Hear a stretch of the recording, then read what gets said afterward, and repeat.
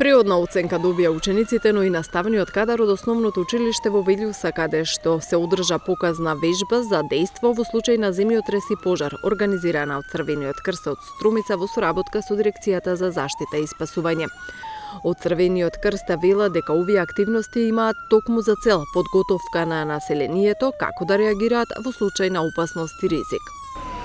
Согласно програмските активности на Црвен крст Струмица, според програмата за подготовка при елементарни непогоди и катастрофи, соработката со образовниот сектор во нашата средина и проверка на нивните елаборати за заштита и спасување при катастрофи и елементарни непогоди.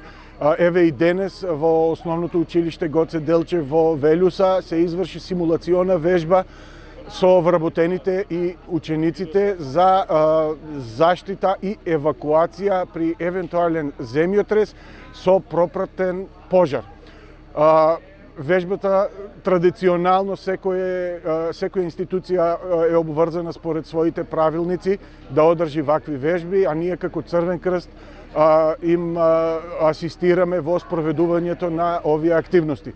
Од Дирекцијата за заштита и спасување додаваат дека школите ги почитуваат безбедносните мерки и прописи за заштита од пожар, таму каде што нема хидранти. Има поголем број на апарати за гасење согласно процедурите.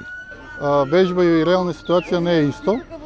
Значи има многу вработени што да кажеме ги фаќа паника. Иако знаат што треба да се прави, ги фаќа паника, затоа вежбите се добри. Значи вежбите се прават за извежбување и внесување рутина во постапките во случај на елементарна непогода. Исто други недостатоци не во ова училиште, меѓутоа во други училишта имаме при излезите. Бидејќи многу од училиштата сега менуваат врати, прозори, меѓутоа истите излезите треба да се отвараат на надвор, како би била евакуацијата успешна. Каде што имаме такви случаи, каде што вратите се отвараат навнатре, наложуваме со решение истите да се сменат, односно сите врати да се отвараат на надвор.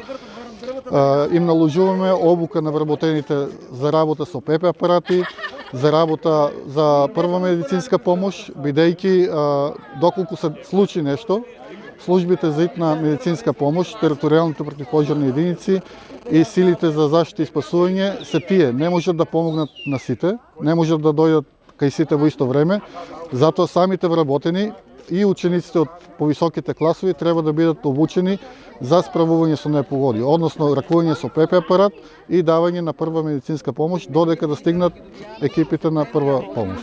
Во денешната акција учествуваа и волонтери на Црвениот крст, а учениците од погорните одделенија и наставниот кадар се обучуваа како да делуваат во случај на елементарна непогода и опасност согласно протоколите за безбедност.